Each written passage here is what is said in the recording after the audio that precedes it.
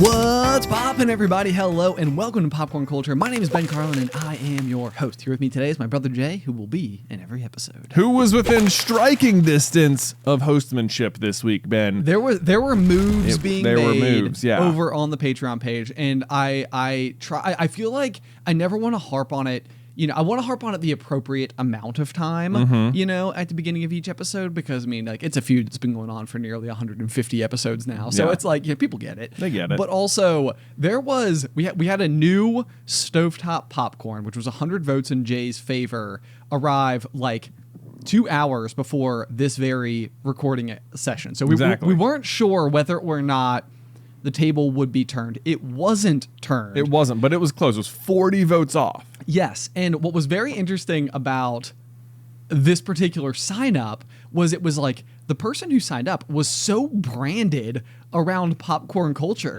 that I was like, was this like potentially an error? Like, I'm not sure if I'm like, I think it was like Little Colonels was the name of the person who... I think they were Little Colonels space DOT space com, so littlecolonels.com. Right, yeah, exactly. So, like, you know, it's spelled out, and it was kind of one of these things where I was like, well, I need to check into it because I want to see, you know, like, I just want to make sure. Yeah. But, like, as we're getting our count together, as we're doing our due diligence, right. Turns out, completely real thing, and littlecolonels.com has not only become one of our top-tier patron people, but they have also created a, like, very good website about popcorn culture called littlecolonels.com. littlecolonels.com. Oh man, yeah, I was looking through it, and at first I was like, okay, this looks nice. And then I kept clicking through, and I was like, yeah, that should be in there. Oh, it's fun they included that. Hey, look, this is a whole law. They had an entire section called the Lincoln Logs, which just references every single fun fact about Abe Lincoln we've ever said and which episode it came in and what the source was. It is so incredible. It's so incredible. So if it is not a website that we have created. This is not sponsored, other than the fact that they are a patron.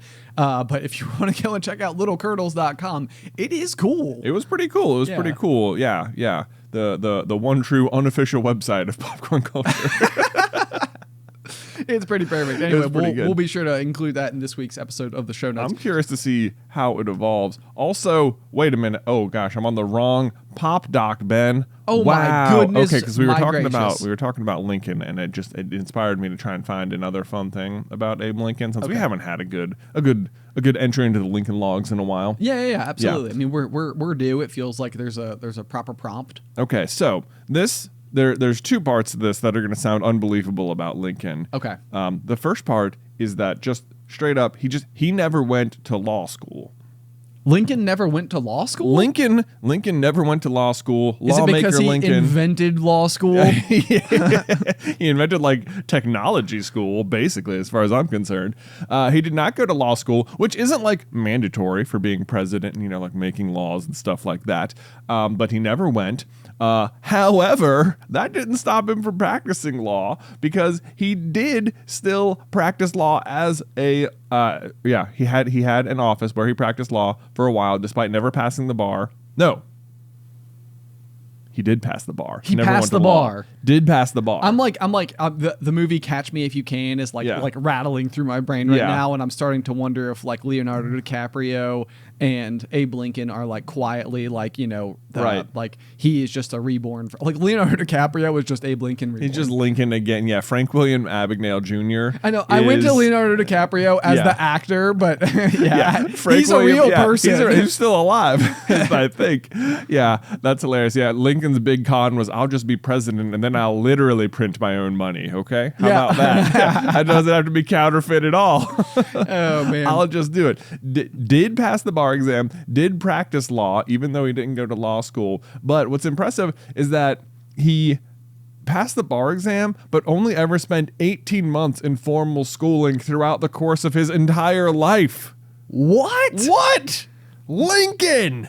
How does he do it? I don't know, man. This guy he was something else. He was something else. Like, you know, it's just like, you hear the story of, like, and maybe, like, I have not, like, consumed Hamilton in the same capacity that I know many other people have, in terms of, like, listening through the entire soundtrack, or like going and seeing the play in real life, or, watching it on Disney Plus or any of those types of things. Like I have watched it before, and I know like the premise of it and how extraordinary of a person Hamilton was, even from like a young age, to where like you could clearly see that this was somebody who like maybe was just destined to make it to where they made it to. Yeah. But it feels like with Lincoln, it must have just been like abundantly clear. Like if you met him, if you knew him at any age of his life, it seems like it must have just been like, you're different. This guy. Like there is something like you're doing things in a way that. Yeah, see this kid who just rowed his own boat that he built out of his bare hands in the town down the river. Right.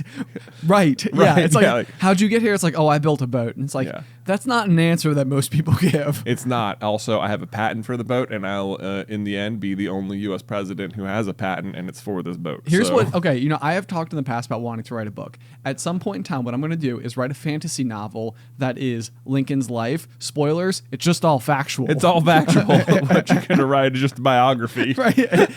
It's a biography. You will be fooled into believing it's a fantasy novel. We market it as a fantasy novel. Right, yes. Yeah. In reality, just the real events. Just the real events. That would be so funny. Like, what would you title your fantasy marketed Abe Lincoln true fact biography? Okay.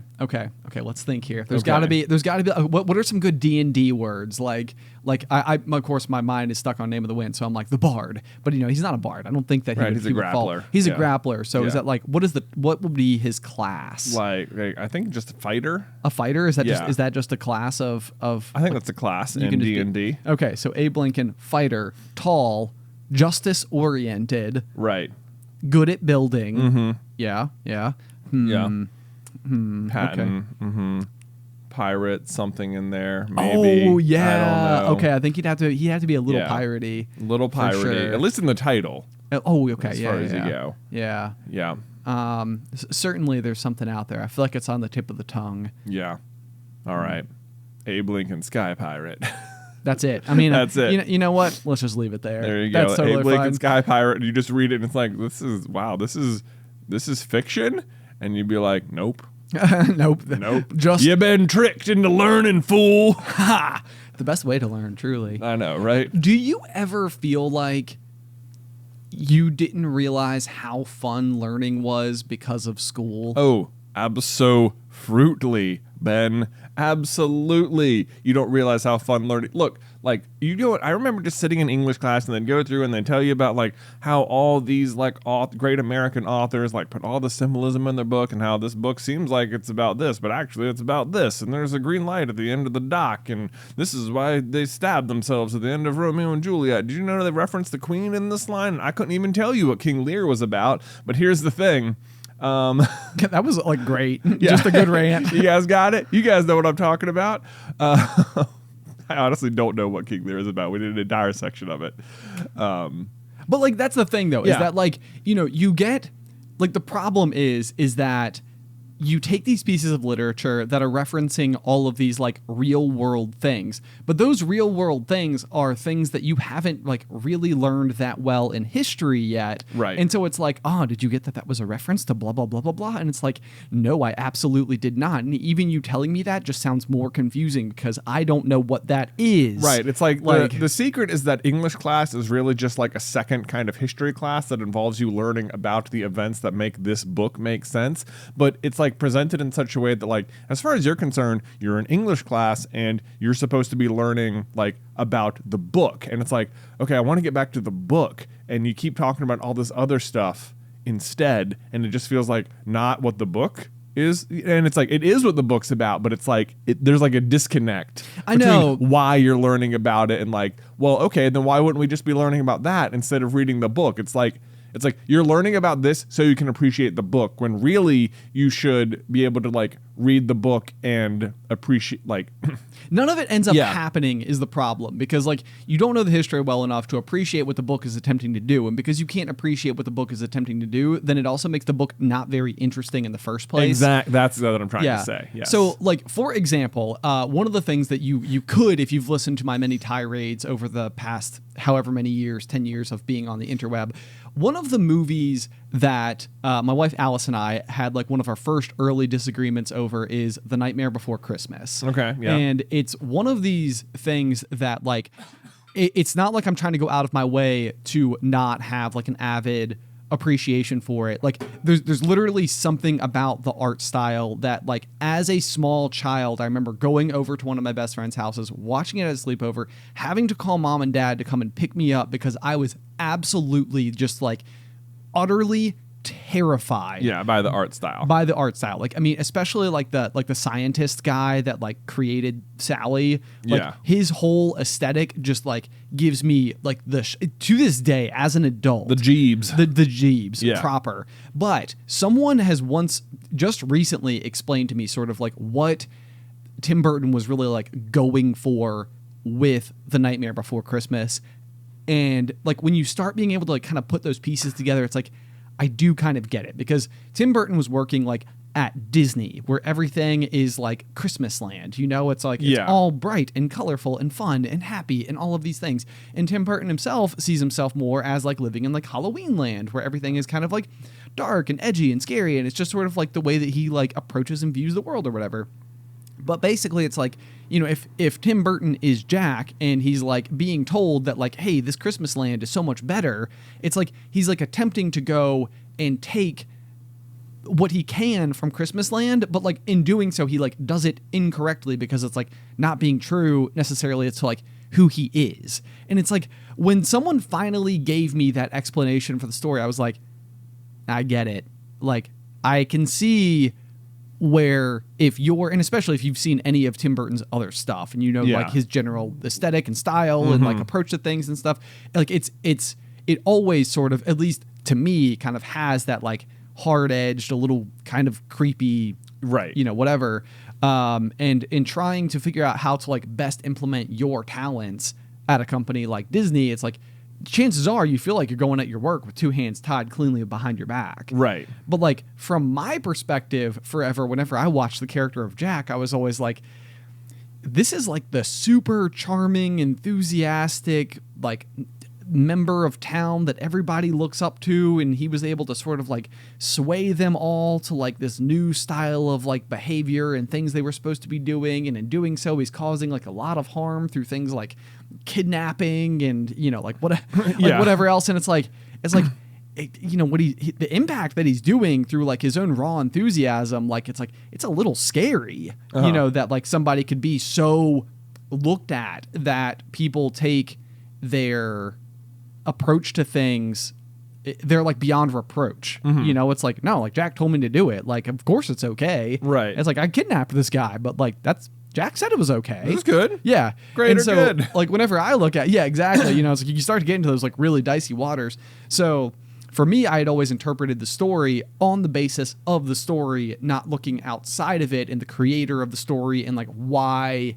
Right, that it was, like, any sort of commentary about, like, Disney or something. Exactly, yeah. And then it's like, once you do understand that, to me, it gives me, like, such a greater level of appreciation. But the point I'm trying to make here is that, like, I also have lived through watching Disney movies my entire life. My career is also at least moderately oriented around them. I have, like, my working knowledge of the pieces of the puzzle are all very good. So when somebody explains to me what they were attempting to do with this story, it's like, oh, okay. All of it makes sense. I can see who is who, and they are, you know, this and that is there, and all the rest of it. And then it's like, oh man, now I really appreciate it. But it does bring about just, like, a very interesting question that I think is, like, so common in media right now, to sort of, like, kind of take the conversation in a slightly different direction, which is this emphasis on, like, referential stuff. Yeah. I know that we've talked about this, like, I think in, like, some of our movie reviews and stuff like that before, but I remember just last year walking out of Spider-Man No Way Home thinking, like, mind blown. Like, that was so much fun. Holy cow. Like, it doesn't get any better than that. And, but then as, like, you know, as I like let it simmer for, like, a few weeks, months, whatever, it's kind of like one of those things where I'm like, you know, what if you were just, like, 12, 13, 14 years old, you're kind of just getting introduced to like the superhero genre, maybe even just being allowed to like go and consume PG-13 movies. Yeah, like if you just turned 13 and this is the next Marvel movie that came out. Exactly. Yeah, it's like you might go into that and see Andrew Garfield, see Tobey Maguire show up and sort of be like, okay, like who are these other Spider-Men? You know, like spoilers, by the way. Sorry, I think it's been long enough. I think everyone knows. But like it does occur to me that take out what I knew about these things and would I have loved the story so much? And it's difficult to say. It's difficult to know. Yeah, like if you are like, it's like, what does any Spider-Man fan know about Spider-Man going in?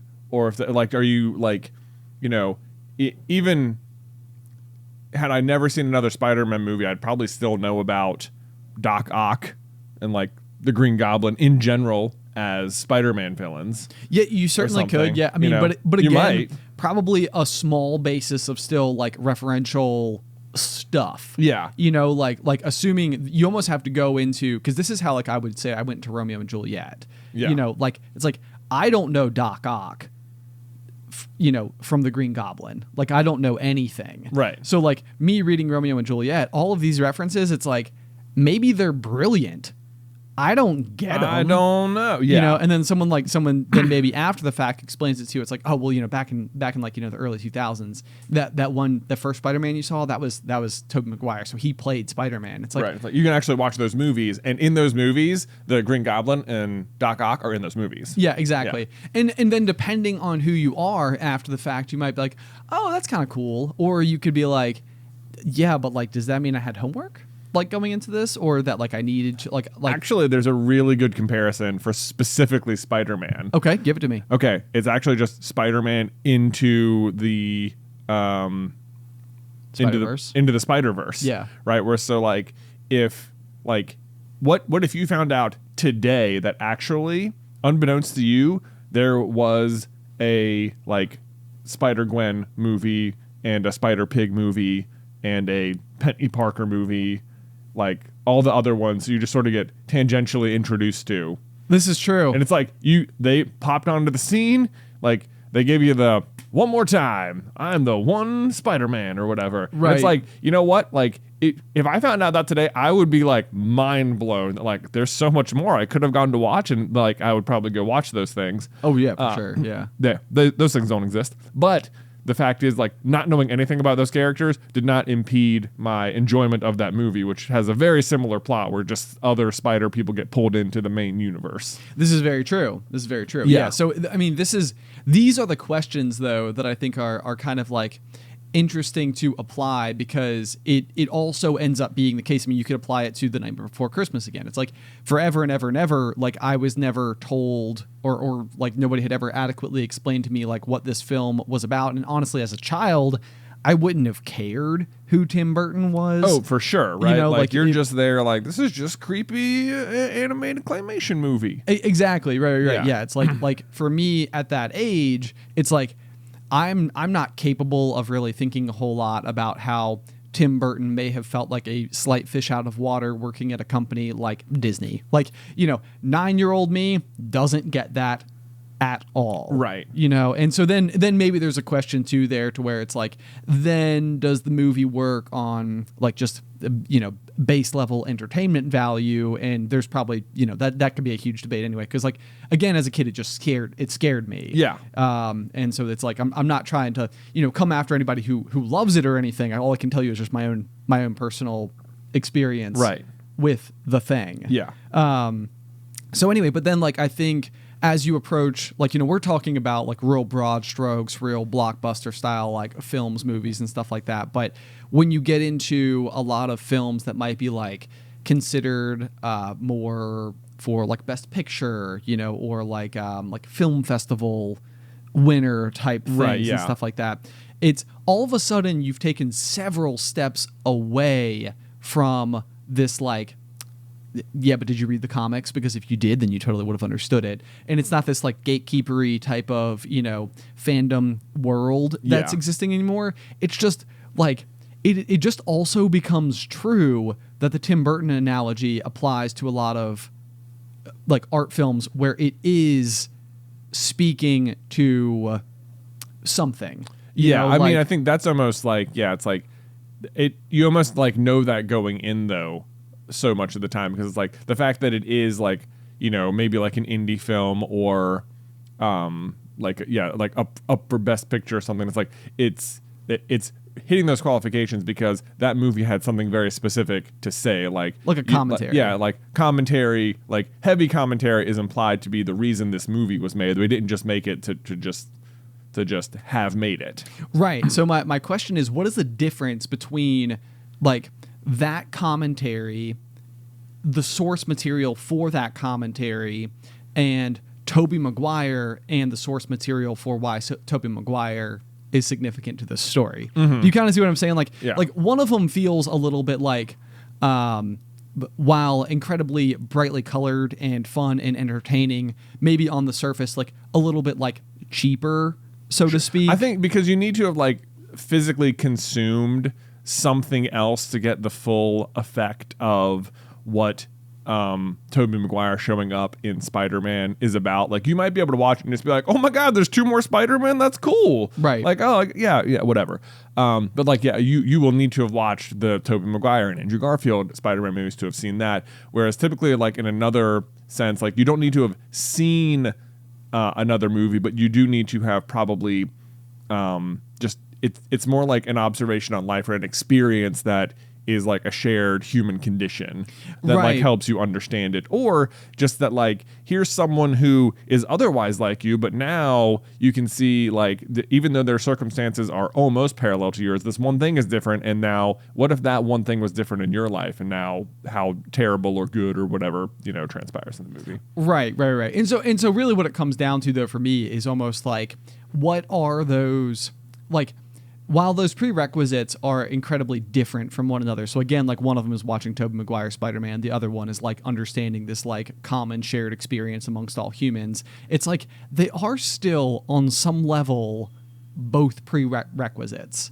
Like, or maybe even just the simple knowledge of what the director is trying to tell you is still a prerequisite. I think maybe that sometimes I feel like that's really what they're trying to teach you in English. It's like, it's not really important that you know that Shakespeare was referencing the Queen with this line in this particular thing. Like, you'll need to know that to pass the test in this class. But what you really, really need to know is that when you read a book, the author had something more to say than just what the story was. Yeah, exactly. And I mean, I do think that is like the underlying like function of a lot of like early learning that you're doing. It's just like you're just building like problem solving pathways. You're trying to establish inside of this like child's mind to look beyond.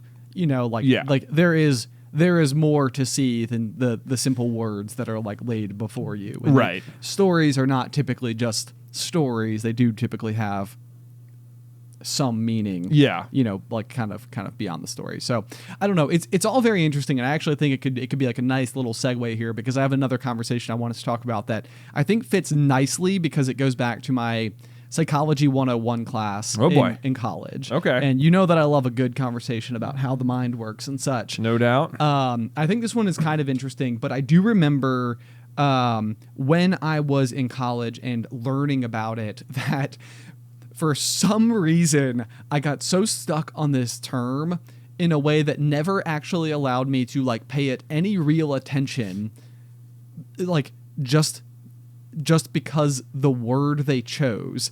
And it reminds me of this one line from Name of the Wind where like they're talking about like why they refer to their magical abilities as like Ayler and sympathy and exactly versus just like basically calling it like strength of will, and they say we have to have impressive sounding names for things, otherwise nobody will take us seriously, right? It's like we call it Ayler because like Ayler sounds impressive, but like strength of will is just kind of like that's just words. Just try harder, man. Exactly.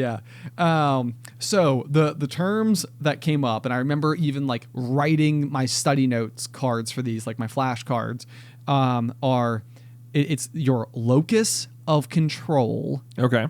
And there are two types of this. It's internal versus external locus of control. Now, I will tell you that when we were kids, the locusts, the insects came out of the ground, like this, like one in every 17 years, like these things arrive. Yeah. Like the cicadas. Right. Yeah. Yes. And so you thought it was locust. I didn't think it was locust. Whenever I saw the word, it was all I could think of. Oh, okay. It was just like, I was like, I wonder what this has to do with bugs. And it's like, nothing at all. Locust is just, I think, some type of like Latin word that goes back into something else, and that's why they call it that. But anyway, internal and external locus of control, I think, are kind of interesting because they're sort of, in a way, similar to like whether or not you're an introvert versus an extrovert, which I feel like any early conversations, lighthearted stuff you have with people tends to be like, I'm a bit of an extrovert, or, like, nah, I'm an introvert, like whatever. It's an easy way to tell somebody a lot about how you might interact in social environments or whatever. Maybe it's just because people are near me and that's why these topics come up. I don't know if other people actually talk about it at all. The point is, though, is that there's really like you can be have a strong external locus of control, external or a strong internal locus of control is what I'm trying to say. But it doesn't mean that you can't have both as well. It's in the same way that you could be an extrovert in certain social situations and an introvert in other ones, just sort of depending on how those particular things, strike you in that particular instance. So anyway, let me try to give it some definition so we know what we're talking about here. Your locus of control is basically like how you believe the outcomes of your life are being sourced. So internal is very like you are the one in control of the outcomes of your life, and external is very like the world is in control. So a couple of examples might be something like, for internal locus of control, studying for a test, you might say like, I did well on the test because I studied hard. Like you had control of the outcome. You had control of the outcome. You put in work, you got a result. That result is the product of the work that you put into it.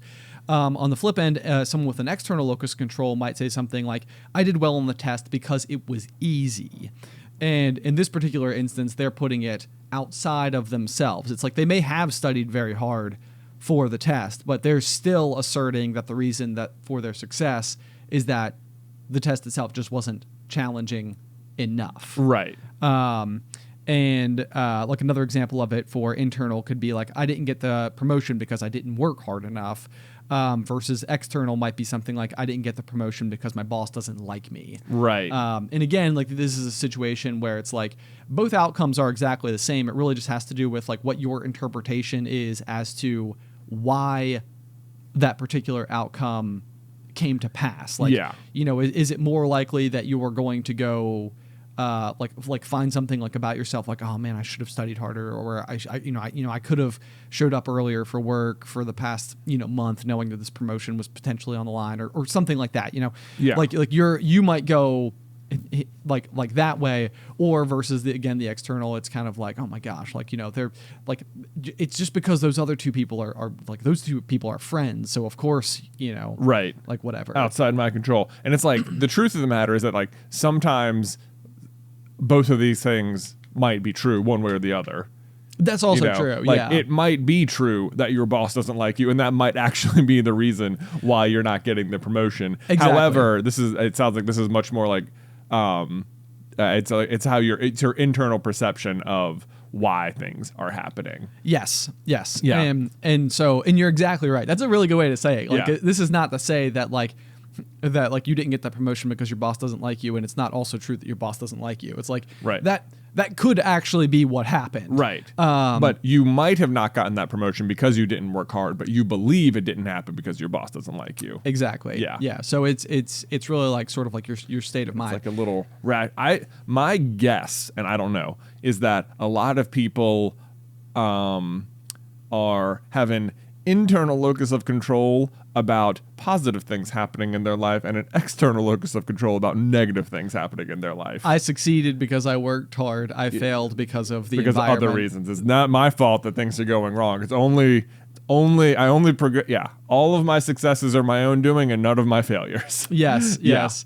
And so I guess I was curious, and I didn't know like as I was typing this into the show notes, I saw that you had like followed up with a comment or two. And so I was curious, like, do you feel yourself as though you lean one way or another, like, within these bounds? I feel like I've experienced all 4 versions of this, where like I would have positive outcomes that I felt I was responsible for, and positive outcomes that I felt like I was not responsible for, and then negative outcomes in the same way. Yeah. And like, for example, I was just been thinking about this as you were talking about it. Like, growing up, a lot, like, people would constantly tell me that I was like a really strategic person.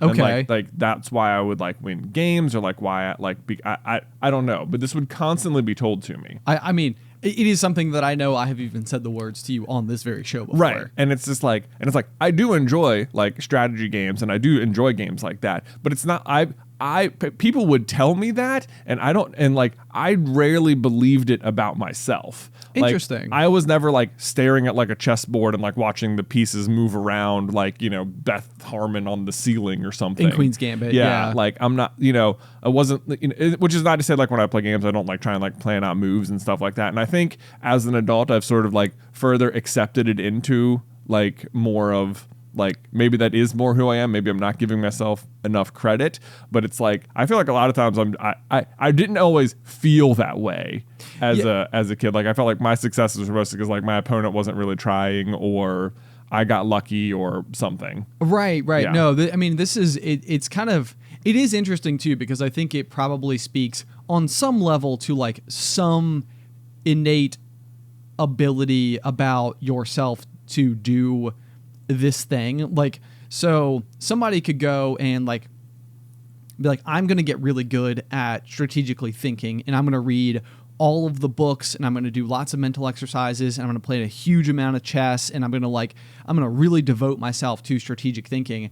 And I think on some level, probably what this means is that like a lot of this is things that like kind of clicked into gear for you on some level naturally, and probably it's the type of thing where because you were good at it, like with tic-tac-toe, let's say, like like you were able to figure out like the ins and outs of tic-tac. Like, as a kid, I remember thinking that tic-tac-toe was like a verging on a random game. Right. Like, yeah. you know, like we would go and play with crayons on our like, you know, placemats when we go out to eat, you know, and they give you like the paper thing, and you play the games or whatever. Like, I remember thinking like, oh man, it's anyone's game. You just sort of put the shapes down, and sometimes people get 3 in a row. I know. Yeah. It's like, you know, it never, like, I don't think I was putting the pieces together that like putting the X in the middle or even getting to go first was giving you like a rather significant. Oh my gosh. If you don't go first, good luck. I mean, that's fair. Yeah. Like, basically you have to, anybody who has like a whole lot of bearing over it. But I wonder if this parlayed very nicely for you as time went on, because like let's say you started with something as simple as tic-tac-toe, but then that maybe got applied to something like Monopoly, which then got applied to something like chess, which then got applied to something like, you know, so on and so forth, like till you started actually playing like higher level things. But because you were always maybe like a couple of points ahead, it was also allowing you to gain confidence in this arena, which also then sort of like continued your spread to where at some point in time you had like a slight edge on everybody, but then as time went on, that kind of grew into like a rather considerable edge. I see. So I guess, I see what you mean for sure. Like, let me ask you this. Would you count this as part of being like strategic then? Like, sometimes like if I like start playing like a new, discover a new game with like a group of friends, like I remember once upon a time we started playing the game Dominion, which is super fun. You like buy all these little pieces, and they go into your deck, and you shuffle and draw a new file. It's like the further you build your deck, that's like your little Dominion, and you're trying to be the most prosperous or whatever. Yep. Super fun. I love trying to figure out like what was like the best combination or like a really efficient way to win the game. The answer is big money, especially for the base set. Nice. Yeah. Anyway. But like I would love like experimenting with it, but like the fact is you can just go online and people have like mathed the crap out of this game. Sure. You know, and it's just like, oh yeah, if these 2 cards are in the bank for you to buy, you can just pretty much do this combo, and that's pretty much it. You know, like if your opponents don't see what you're doing or don't recognize it and try and stop you, like you're just gonna steamroll them. You know, that's pretty much it. So is what you're asking, like, does it count as part of like the strategy that you thought to look in advance to see what the mathed out version is? Right. Yes. Like I can tell you there's a famous there's a famous combo called Workshop Gardens. Okay. Where you just buy these 2 cards over and over, and you use the workshop to get more gardens, and then you can always buy like a bronze piece for 0 gold every turn. Okay. And that's the whole game. The whole game is that the gardens card is worth more points for the total number of cards you have. So every single turn, all you do is get more gardens and more workshops and more bronze. And by the end, you just have this, every like 10 cards you get, your entire point total like jumps another, 12 or 13 points, depending on the number of gardens you have or whatever. Okay. So that's the whole strategy. Okay. Just massive deck. And you can just do, and as long as no one else notices it and start, like, you will destroy people. It's like unstoppable. Okay. And unless someone else decides. The only way for them to stop you is for them to start buying gardens or workshops as well, which will tank your strategy, but it'll also mean they can't win either. So no one will try and stop you. Right. Like, it's just like, well, I'm taking you down with me is kind of the strategy they have to adopt if they want to try and win. Anyway, so that'll appear on the board. It's like, I can pull it off. I can put it together. I can play it. I've won with it many times because people don't see it. Right. But it's like I didn't just like look at the board and figure that out, Right. And that's fair. Like, so this is like, it's interesting because it means that what I still think it tells me though is that probably well enough that there are strategies that will succeed to even know to look for them in the first place. It probably also places some amount of like something on how much you value this type of competitive play, that like you would go to that length, like in an effort to like be able to be as competitive as humanly possible. Right. Because I think like for me, for the most part, like I could win or lose a board game, and for the most part, I generally just assume I will lose anyway because I don't have a particularly high like sense of confidence when it comes to that type of thing. So like for the most part, if I'm going to play board games with somebody, primarily what I'm doing is excited to go and see my friends and probably have like a drink while we talk, and otherwise like do something that facilitates conversation. Right. Like the game is by far and away the least important aspect of the entire experience to me, and therefore it would not even like register to me to think like, you know what, before I go over, I know we're going to be playing these 2 games. I'm going to like do some research. I'm going to piece it together. That being said, though, this is not always the case for me. Like, it's just with board games in particular. I can tell you that we have played fantasy football for probably since like 2015 with like a kind of rotating group of, cast characters of our friends and stuff like that. Right. And I remember the very first year that I was asked to do it, it was kind of one of these things that like I maybe just like heavily associated with like fraternities or something like that. Like it was the type of thing like that very kind of like bro activity. Exactly. Yeah. And I really didn't like quite understand it. Like I would watch football and I would see like the little stats and stuff like scrolling across the bottom of the screen, but I was like, I don't really know like what those numbers mean and like why everybody's so excited about this player, and like I didn't get any of it. Yeah. But at the time that we played the first season, there was like a buy-in, and the buy-in was, I don't know, it was like $25 or something like that. But at the time, it still felt like enough to me to where I was like I need to take this seriously, like to see if like I can get my money back. Get my money back or win. And so I started doing like a ton of research and finally found a program called like Fantasy Pros.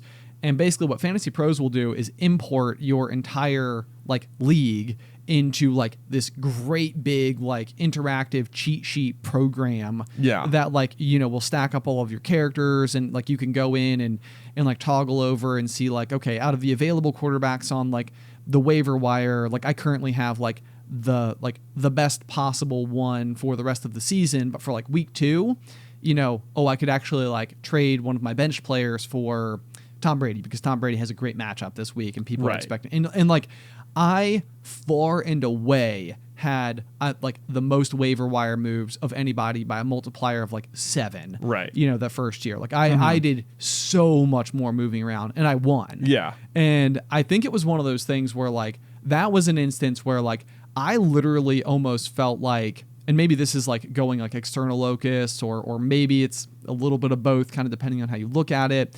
Part of it was like I'm the only one who like decided to take it this far. Like clearly I'm just taking it way more seriously than everybody else. Right. And therefore but you won. but I won it. But like in a lot of ways, it was almost like I was like, that sort of means I'm like cheating though, doesn't it?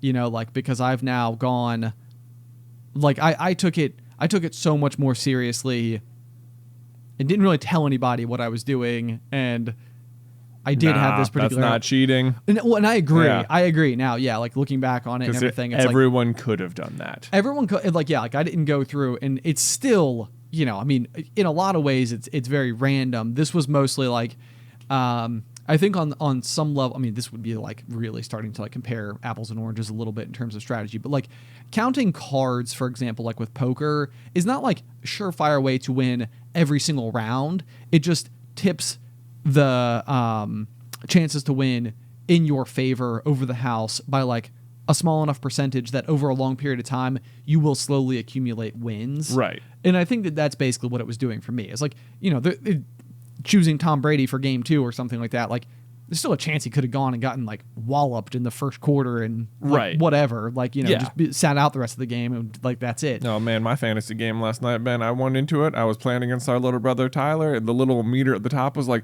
you've got like a 29% chance of winning, and I was like, yeah, it seems about right. This isn't good. But you know what? I won by 1 point. I couldn't believe it. No way. Amazing. Unbelievable. I was like, wow. Great times. Absolutely Good times. incredible. No one cares. Yeah. Anyway. No, it's all good. Yeah. I mean, like the fantasy wins, it's like one of those things. If you've never done it before, it actually does become extremely fun. And I have to tell you that like the biggest thing that it always did for me was that like I used to only care about watching sports if my team was playing hard stop. Yeah. Like anyone else, and it was just like I literally, like, you know, I don't know these two teams. I don't know any of the players on these teams. I like nothing about it interests me. It never made sense to me when people be like, yeah, I just, you know, I parked on the couch this weekend. I watched football the whole day. It was amazing. I was like, you watched more than your team's game on purpose. Yeah.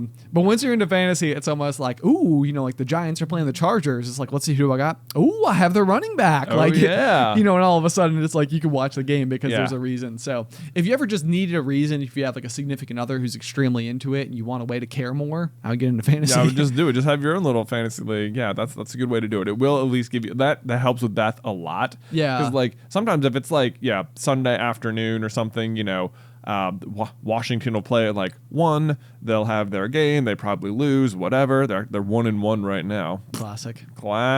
Well, you know what? They have a win, so I'll take that. I will take that. Carson Wentz is tied for most touchdown passes this season with any other NFL quarterback, so it's pretty good. You gotta love that. Gotta love that. But then it'll get to like 4 o'clock, and it's just sort of like, well, it's sort of this lazy Sunday afternoon. We've obviously already just been sitting here on the couch. It's like, I'm just gonna put on the next football game that's coming on, regardless of who's playing. Yeah. I'm just gonna sort of have it on and, you know, probably scroll my phone and look up and watch or whatever. But you know, I'll enjoy just having it on, and like the fact that that game might have players on our teams is just like, oh wait, yeah, let's watch whether or not this Cleveland Browns wide receiver gets some touches. You know? I know, yeah, exactly. It's like I can now care for one thing, and that one thing is this thing. Right, exactly. Yeah. It's like, oh, you know what though? But here's the thing: is that my opponent has the quarterback, so it's kind of tricky. I want him to throw a lot of passes, but only to my guy. Right. Yeah. How can this work out like so perfectly in my favor? Yeah. It's true. It adds a very fun element. So if you've never gotten into it, you know, then it's worth giving a pass. Well, even this season we're using like Yahoo. There's like this little like service. It'll be like, here's potential ad drops you want to do, and then it'll be like, if you want us to tell us what trades would be good in your league based on your needs and your opponents, or you know, your leagues, like you can pay for that service. And I'm just staring at it and I'm just like, I might pay for this. I can see this being really useful. I've never been one to do much trading. In the history of our leagues, I don't know that any trades have ever happened ever. I'm sure that I know I've done at least one with our buddy Matthew, but that's not really important to anyone listening right now. Okay. Either way. Yeah. So I mean, going back to like my Fantasy Pros, like .com, you know, imported league, whatever thing. It's funny because like Yahoo has just started to like do it. Yeah. Like it's essentially the same service. Like you can just do it from the very app now. They just give you like way more information about all the things and how to be competitive. And as a result, I've absolutely watched like my Dynasty, you know, like year 1 season where I won the Sacred Jorts. Yeah.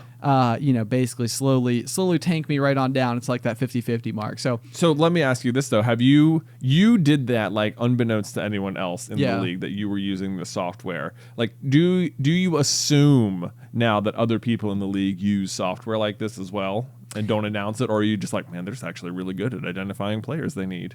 That's the thing. It's like it's very hard for me to figure that out because I still know that I make the most moves of anybody on any league I'm in by such a huge margin. Right. Like I absolutely do more like waiver wire picking type things than anybody else. Because they do keep those stats and it's like not close. Yeah. So it's either the case that like I am far more susceptible to like one piece of information being like, hey, this player might be good this weekend. I'm like, fine, I'll try it. I'll do it. Let's go. You know, like, everything's an opportunity if you try hard enough. Yeah. So it's either that like other people are better at like seeing through the thicket, yeah, than I am. They're like, yeah, but he's got like a sprained ankle or something, so probably not. Yeah. And I'm like, well, let's give it a go. Yeah. So it's entirely possible because like a lot of my research now just purely comes from like the stat sheet, not from watching any games, not from hearing commentary, not from like. This is like the new up and coming rookie who's having like a breakout season and pick him up now. Right. Yeah, exactly. Sleeper pick. Right. You never know with these things. You never know. Some people then there's always the fight. Okay, so we're talking about stats though. Yeah. Let's steer the conversation back to our favorite topic to close out the pop, Ben. Hike prep. Hike prep. Hike prep. This will be the last week anybody has to hear us talk about hike prep. Because by the time you're listening to it, we'll be on the hike. We'll be on the hike. So if you are listening to this on like the release weekend, know that right now Jay and I and the GMA are out in the woods, in the wilderness. We are mid GMA. You listen, it means new memories are being formed. The memories, you'll hear all about them. I'm like, sure. I have literally reached a stage of the GMA friendship where I am fully aware that whenever we do something, it could be exhausting and grueling and difficult and hard and also completely worth it because we will come away with stories no matter what. Yeah. Something will happen. Oh my gosh, Luke was watching. I can't even tell you the name of this cartoon show he was watching this morning. It is so annoying, and I don't like it at all. I can't wait for him to be over it. But they were singing one little song, and it was like about the characters going on a little camping trip, and their song was literally about like, you forgot a thing, don't worry about it, you can just wing it. Oh really? Yeah, and it was just like I was like, Beth had just happened to walk out of the room. I was like, Beth, you should come watch this song. But it was like, so I was like, what an interesting lesson to like, I feel like you should include in a kid's show. Like, hey, you know what? Sometimes you're just gonna have to wing it, and that's gonna be okay. Like, you can't always be prepared for everything, and knowing that you can't be prepared is a really good way to be prepared. Right. It's sort of like the fine line between people who are really, really, really good at planning and people who are really, really, really bad at planning. Because the people who are really good at planning, typically all the things work out for them because they have it like all figured out in advance. The problem is that like if one thing goes wrong, then it can be like having like a really like finely tuned gears and having like a grain of sand thrown in there, and it's like then things start like crunching because stuff isn't like as good. Meanwhile, the people who have no plan are usually very go with the flow, and it's just sort of like, that's too bad that our reservation got canceled. We'll do something else and it'll be fine. Right. And it's like both people have their absolute strengths, but you know, it'd be like you just got to be like right in the middle of those, you know. Yeah, Beth was telling me last night, she's like, I feel like you just have like more mental fortitude than anyone I have ever met. And I was like, I don't know what you mean by that. And she's like, I don't know. Like, you're just content it's going to work out. Like, you don't, she keeps asking me all these questions about like how far are you going to hike each day? Like, where are you going to stop? Like, are you going to tell people? Like, do you know like what the distances you're going to go? And I'm just like, I'm just going to get out of the car and start walking. You want to know what it is, though? Yeah. Like, I mean, there's absolutely no... Beth is on the mark. Like, your superpower is, like... And do not take this negatively, because I think it is, the best thing. But you are, like, so, in the best possible way, content. Like, with all things... always. Like, and, I mean, it's one of these things where, like, it makes me... Like, I will always be... I could be, like, driving my, like, you know, like my absolute dream car, and I'll still be like... Yeah, what can I look forward to next? Yeah. You know, like, and then meanwhile, I was like, you'll get your dream car, and you're like, dude, you want to know what the best part about life is? I drive my dream car, and it's awesome. Right. And it's like, you're really enjoying that thing you own. How is that working out for you? I'm jealous. Yeah. But no, the other thing about the hike is that we are going with our good buddy John Jennings, who I just trust. Like, and I know it's like one of these things where it's like I just trust him 100%. All the way. Yeah. Like he's like our wayfinder in all things, and it's like I think we've just had so many experiences. He has such good bearings, and I'm like, we'll be fine. We're gonna be good. Yeah. This is the thing. It's like I feel like in my mind, it's like if I was just going on a 2-night, 2-night, 3-day hiking trip with camping, like I wouldn't it's really not that much of an endeavor. Right. I think in particular what makes this one so hard is that and I don't know from personal experience, just hearing all of you guys' anecdotes, is that the specific passage of land we're going over is just particularly grueling hiking in a way that most people might not choose for a 3-day weekend. Like that's I think you're dead on the money too there. Yeah, because I've talked to like Alice has watched me go through all this prep. She's seen me go through this entire journey before and stuff, and I've even thought about it myself. Like we're doing I think I mentioned it last time, like the total distance for 3 days is like what a through hiker like on the AT might do in a day. Right. Like it's literally, it's kind of interesting because we've made this like huge deal about it. We've talked about it for weeks. Like it's been like, me and yours, like we're taking like our lunch breaks, like run to like the outdoor store and pick up. But if you were going on a 3-day, 22-mile hike, like it's really not that big a deal, I think, most of the time. Yeah, exactly. Yeah. So the terrain that we're going on is the real big difference maker here. Yeah, and I think that in a way it's been like, I'm sure it's going to be terrible while we're out there, but in a way it has made me feel like I need to prep like more effectively than I might just for like any other regular camping trip. So here's going to be my if you ever find yourself going for a backpacking trip. Number one, I've discovered that the act of at least going on the first one is probably going to cost you some money because you got to get all that gear, and there's just no way around the fact that it's expensive. It's one of those things. I mean, there's certainly like great secondhand opportunities, like consignment and stuff like that. You can cobble it together. Here's going to be my advice though: pick like one piece of your gear, because there's probably like 10 things that like you absolutely have to have between like stove, sleeping bag, tent, whatever, pack, pot, whatever. Just pick one thing and be like, this is the thing I'm gonna get the really really good version of. Like you're gonna be all out. Yeah, I'm just gonna everything, like the more you spend, the more it's gonna be like expense. The better it's gonna be. Like just pick like one thing, because then when you're using that one thing, it'll be like, oh yeah, this one's awesome. I got this really good. It's like everybody stand back. Everyone stand back. Like look. There's about to be a gold glow. About to be good. So what I got yesterday is I went big on the pot. The pot. My cooking pot. Yeah. There was 2 pots sitting right next to each other. One was like $20. One was like $70. And the $2 one was like a pound, and the $70 one was like 4 ounces. And I was like, I'm going for that pot. It's like, so we're going to be out there this weekend, and you were like, I feel like you're going to pull it out and like y'all, almost like y'all looking don't for even everyone. Look at this. Feel this. Lift this up. Look at my pot. Look at, you won't even believe how light it is. Yeah. But like having that one thing, I feel like can like instill so much confidence, such a boost to like, look at this though. I got this one thing, and this is like my edge. Yeah. Got the pot. And actually, I got a cup that like folds up into itself, collapses into itself. It is the exact perfect radius to go right inside the pot. It like fits it like a glove. I put it in last night. I was like, that is satisfying. These aren't even the same brand. Look, it's like you see stuff like that and you're like, is this like a common dimension? It must be. Like all pots are like, exactly 4.78 inches across. So all cups are exactly. Yeah.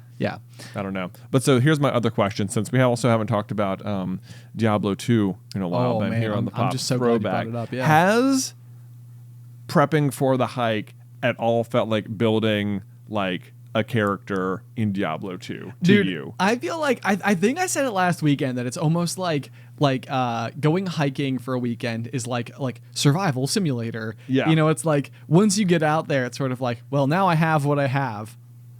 Right. And we're going to see how this goes. How it goes. Now you've left town. Yes. So, yeah, exactly. You've left town.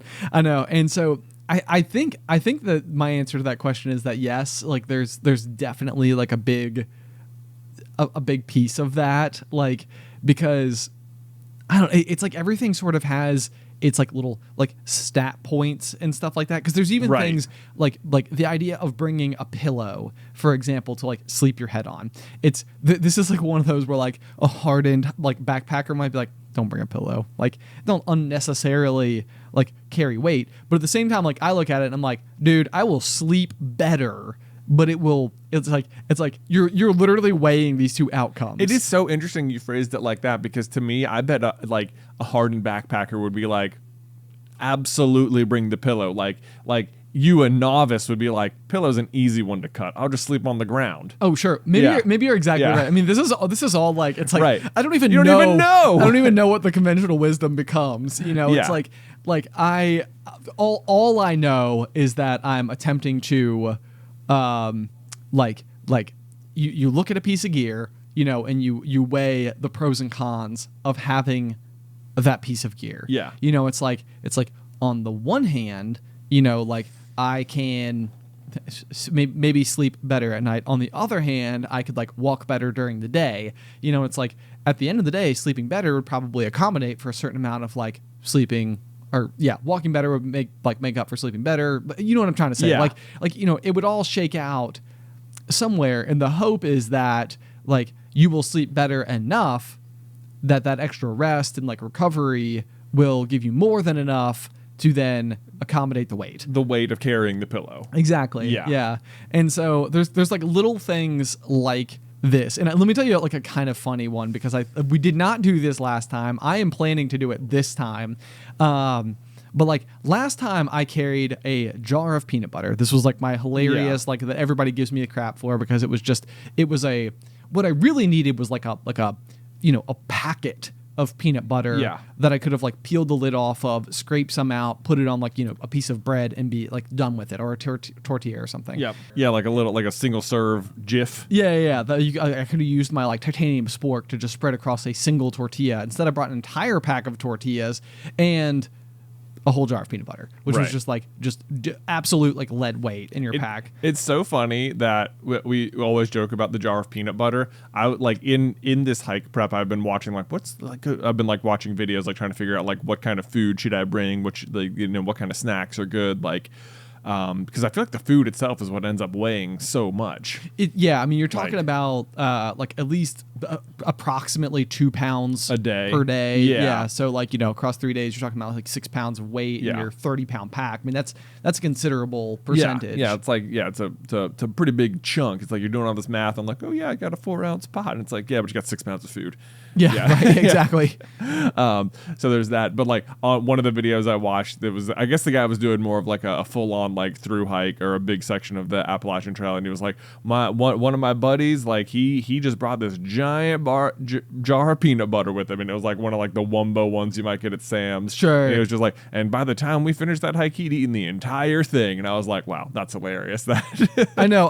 Well, and it's funny. I think the real thing that made it so hilarious in this particular instance was the fact that I pulled out the peanut butter. I'd already eaten like my dinner. We were after like our first day of hiking. I was absolutely spent. Yeah. Like the energy it took for me to like, put up my tent, make my meal, hang our like, I think eventually still hang our food like in a bear bag and stuff like that. Like I was just like, I was dying, and I was like, I probably just need some more calories in me. So I took out a tortilla, spread the peanut butter across it, and I'm like sitting there like trying to eat it, and it like glues my mouth shut. Yeah. And so like our good buddy Michael Lawson sitting on the log next to me, and I think he's just kind of like watching me out of the corner of his eye, like slowly like I just like literally I cannot consume it. Like it was so and I think this is why it was so funny, because like peanut butter is like a pretty like overall powerful, like it has a lot of like nutrients in it. It's got like protein and fat and exactly. Yeah. Like it's not bad in terms of like that I brought it. It was bad that I brought it and then was unable to like actually get anything from it. Right. So it was like having like a can and no can opener or something. It's like there's food inside of here, but I can't get to it. So, right.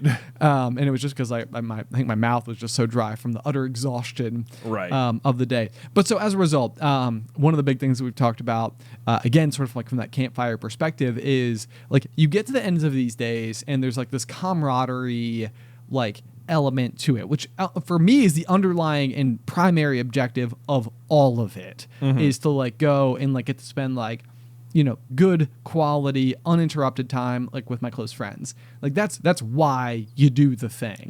Or at least that's why I do the thing. I'm sure there's plenty of people who get out hiking and it's just like getting to the top of the mountain, getting to like look out at just pure green life out there or whatever. It's just like I would walk 2 days in the woods just for this 30 minutes of this view. You know? Right. That could absolutely be the case. Oh, like, it's so interesting. I think I'm more on the side of like, yeah, we're just out there, we're hiking, we're camping, it's going to be fun. Like that's all good. Then, like, sure enough, we've already mentioned that this was going to happen, and it has already started happening. That our good buddy John's like, we could add on this whole extra section. And it's just like, John, what is the point of adding on the extra section, though? We're already going to be hanging out. And it's like, yeah, but we could see this. And it's just like, don't care about seeing that. You know what? It goes to show, though, that like it must be the case. And how about this, John? We see through you. You want to see the sights. You want to take in the world. Right. Meanwhile, we just want to spend time with you. Have a conversation. Darn it. Anyway, so I'm totally just kidding. Couldn't do any of it without John. The real thing though is that like we had talked about bringing like a libation of sorts. Yeah. So you could get to the end of the day and have something that you could like sort of like sip on, like have like a toast, right, so to speak. And so this is like one of those things where it's like there are so many things that you're bringing that you like will split hairs on, like your pot, for example. It's like, 4-ounce pot versus like 1 pound pot. Like, what's the better use of like the funds here? And like, I'm going to spend extra for like the lighter pot. And then it's like, I'm also just going to bring something I don't need at all. And actually is kind of like a hindrance to my overall health. Yeah. I'm like this. I've thought about, I was like pure recreation. We were at the tech game a couple weeks ago, and just as I was packing, I found this little airplane bottle of Southern Comfort, and I just like, I'll throw this in here. I completely forgot I even owned this. Yeah. And you were walking in the stadium, and it was just like, all right, let's do a cheers and go in. And I just like threw it back, and it was like super easy to drink. And I was like, that was so lightweight. I could bring like 2 of those on the camping trip, and I'll just have one each night, and that'd be like fun. I'm like, but what will that accomplish?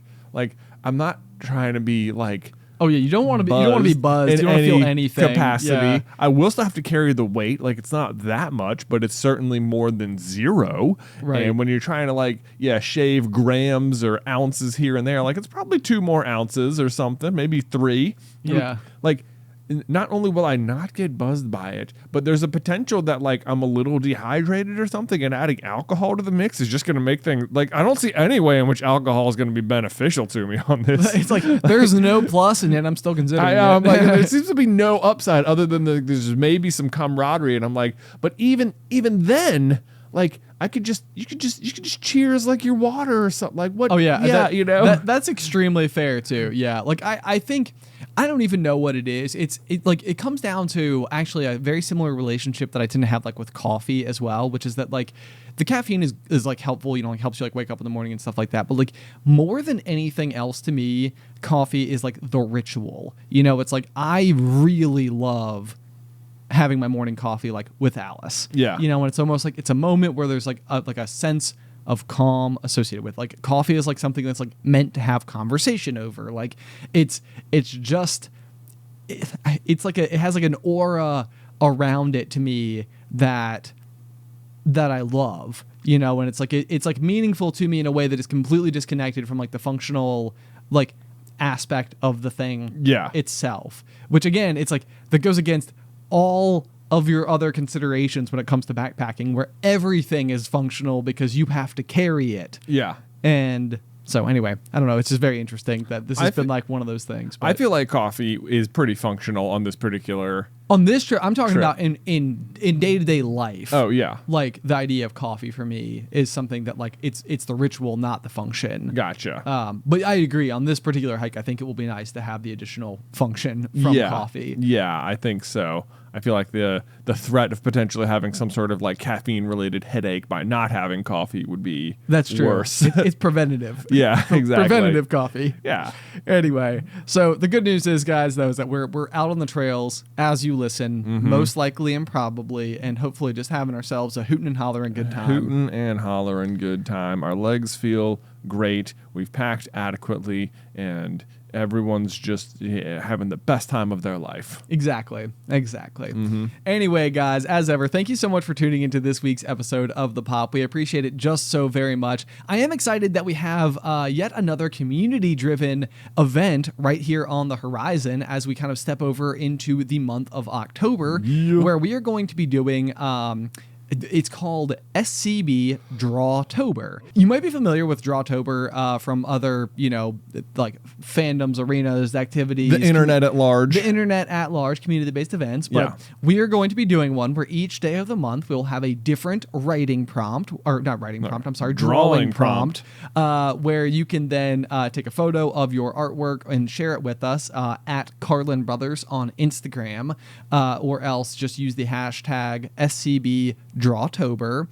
We will also have a special channel for this in our Patreon Discord server, where people can also share all of their various things. And the kind of cool thing about the Drawtober event that we're going to be doing right now is that over on the Super Carlin Brothers YouTube show, we are in the market for some new artwork to go on the back blue wall that sits behind us. On the set. So the game plan is to select some of the artwork from Drawtober to actually go on the Super Carlin Brothers set. So if you would be interested in joining up, we'll have the prompt or all of the prompts for the month in the show notes for today's episode. So go through and give those a perusal. There are some really fun ones in there. We have some that are kind of like a continuation, inspiration from our What If Harry Was in Slytherin series. Yeah. One of the ones that our moderators over on Discord came up with that I thought was brilliant was Ben's tattoo design. Oh yeah, you could design Ben's tattoo maybe. Maybe. Yeah. That is actually one I have to tell you. I am so eager and excited to see what people potentially could come up with for this. So anyway, if you want to go and check that out, I highly recommend it. Again, link is going to be in the show notes to all of the necessary information, or else if you are on our Discord server, you can find the Drawtober channel where there'll just be lots of exchanging of artwork. If you'd like to figure out how to enter the Discord, you can do so at patreon.com/popcornculture and select the $5 tier, which will also grant you access to, after the final pop, an additional 15 to 20 minutes of Jay and I talking after each week's episode. There's a huge backlog. If you sign up just even for a single month, you'll get access to the whole thing. You can just binge listen to all of it if you'd like to. Again, patreon.com/popcornculture. Otherwise, until next time, Pop.